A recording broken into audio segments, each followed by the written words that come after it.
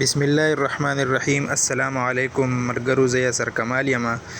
نننۍ ویډیو کې به ستاسو سره د واتساپ د نوي اپډیټ باره کې خبره کوو. لکه څرنګه چې مونږ مخکې به د فیسبوک پیج جوړو، دارنګې به هم د یوټیوب چینل جوړو.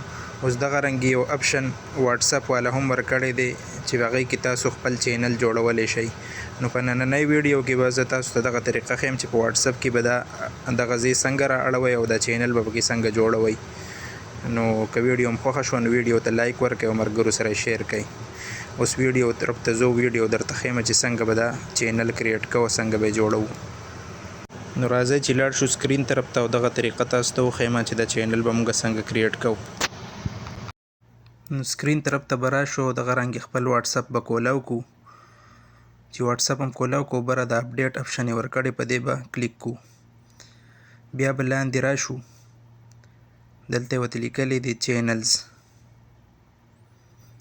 دې چینلز ته مخامخ د پلس دا نشان دی، په دې به کلیک کړو، دا کریټ چینل دا به ووهو. بیا به دا لاندې کنیکټ کړو.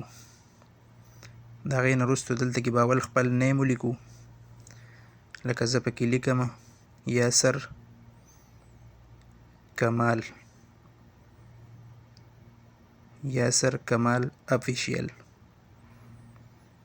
دارنګې د ډسکرپشن کې که څوک څه لیکل غواړئ نو هم پکې لیکلی شئ، لکه زه به پکې ولیکم فالو مای چینل.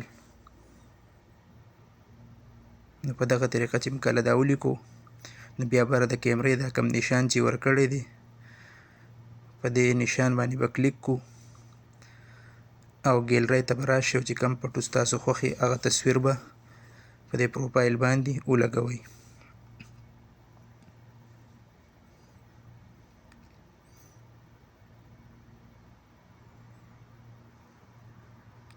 بیا به په دې سیو چینجز باندې کلیک کړئ، نو ستاسو سره به دا چینل جوړ شي.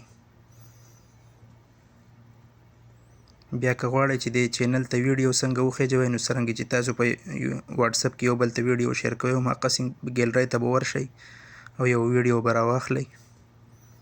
لکه زه اوس دا ویډیو کلیک کوم، په لږ ساعت کې به دا چینل ته وخیږي.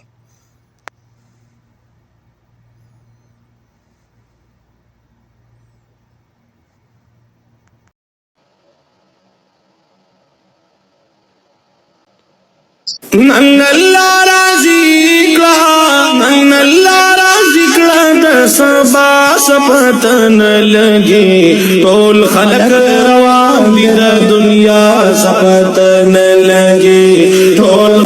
دوستانو ویډیو د سره لایک کړئ او شیر یې کړئ او کمنټ وکړئ. السلام علیکم ورحمت الله وبرکاتہ.